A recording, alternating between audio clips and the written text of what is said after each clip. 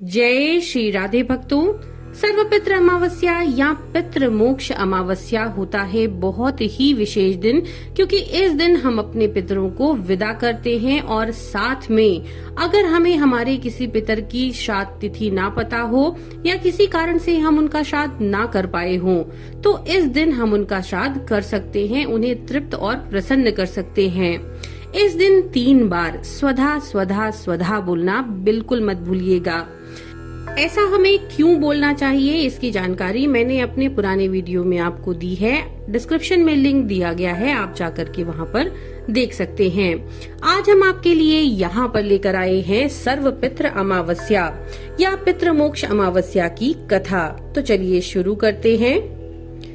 देवताओं के पितृगण अग्निश्वात जो सोमपत लोक में निवास करते थे, उनकी एक मानसिक कन्या थी जिनका नाम था अक्षोदा। अक्षोदा परम तेजस्वी थी। एक बार अक्षोदा 1000 वर्ष तक तपस्या करती रहीं, जिससे प्रसन्न होकर देवताओं के पितृगण अग्निश्वात और वहिष्पद अपने अन्य पितृगण अमावसु के साथ अक्षोदा को वरदान देने के लिए वहां पर उपस्थित हुए। उन्होंने अक्षोदा से कहा, हे पुत्री, हम सभी तुम्हारी तपस्या से बहुत प्रसन्न हैं, जो चाहो वर मांग लो। लेकिन अक्षोदा ने अपने पितरों की तरफ ध्यान ही नहीं दिया। उनका ध्यान तो था परम तेजस्वी पितृ अमावसु पर। वे अमावसु को अपलक निहारती रहीं।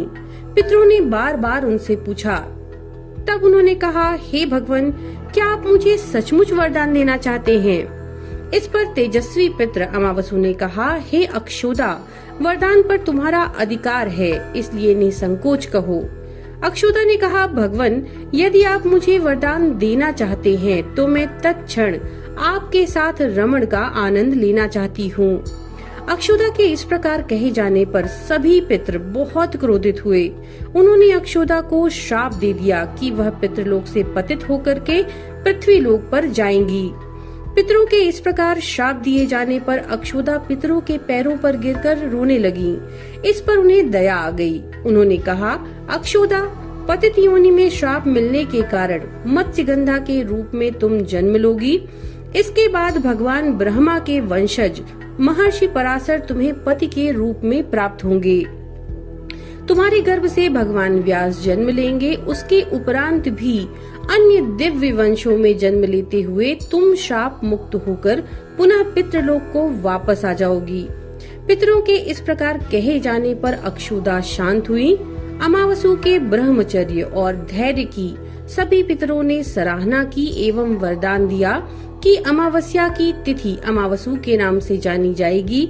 जो प्राणी किसी भी दिन श्राद्ध न कर पाए, वे केवल इस दिन श्राद्ध तर्पण करके बीते हुए सभी दिनों का पुण्य प्राप्त कर सकते हैं, पितरों को तृप्त कर सकते हैं। उसी पाप के प्रायश्चित हेतु कालांतर में यही अक्षोदा महर्षि पराशर की पत्नी एवं वेदव्यास की माता सत्यवती बनी। तत्पश्चात समुद्र के अंशभूत शांतनु की पत्नी हुई और 2 पुत्र चित्रांगद तथा विचित्रवीर्य को जन्म दिया। इन्हीं के नाम से कलयुग में अष्टका श्राद्ध भी मनाया जाता है। तो भक्तों, ये थी पितृ मोक्ष अमावस्या की कथा। नमो नारायण।